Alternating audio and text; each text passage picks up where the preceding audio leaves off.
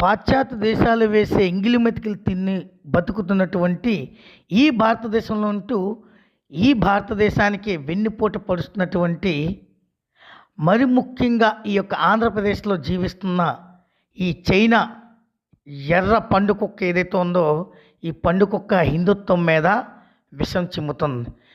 ఎంతలా విషం చిమ్ముతుందంటే వీడి యొక్క దిగజారుతనానికి వీడి పరాకాష్ఠకి పరమాత్మను కూడా క్షమించడేమో అన్నట్టుగా దిగజారుతున్నాడు.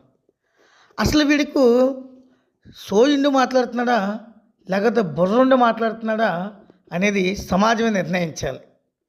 అసలు వీడమ్మకి వీడు ఎలా పుట్టాడో, వీడమ్మ ఏ ధర్మంలో వీడిని కనిందో ఒకసారి వీడు ఎప్పుడైనా వీడమ్మని అడిగాడో లేదో నాకైతే తెలియదు. కానీ నాకు తెలిసి వీడి పెళ్ళం దగ్గర వీడు చీకొట్టించుకునేటటువంటి చీకట్లో ఎంగిలి మెతికి ఏరుకున్నటువంటి ఎర్రకుక్క ఇది. ఇటువంటి ఎర్రకుక్క పవన్ కళ్యాణ్ని అదేవిధంగా హిందుత్వాన్ని దూషించడం మొదలుపెట్టింది. హిందుత్వం మీద ఎవరైనా మాట్లాడితే వారిని జైల్లో పెట్టానని చెప్తున్నాడు వీడు.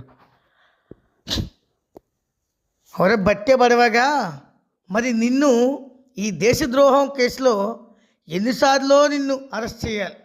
ఈ హిందుత్వాన్ని నాశనం చేయడానికి చూస్తున్నటువంటి ఈ హిందూ ద్రోహిగా మరిన్నిసార్లు నిన్ను జైల్లో పెట్టి అసలు బెయిల్ లేకుండా నేను చేయాలి.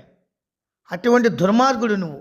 కానీ ఈ దేశంలో ఉన్న హిందువులు క్షమిస్తున్నారు కాబట్టే మీ ఎర్ర జెండాలు ఎగురుతున్నాయిరా లుచ్చాగా.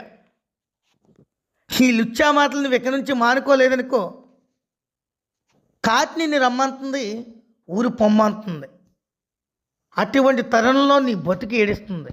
కాబట్టి ఎక్కడైనా నీ యొక్క అవాకులు చెవాకులు ఆపకపోతే ఇక నీ పని కేల్ కథాం. భారత్ మాతకి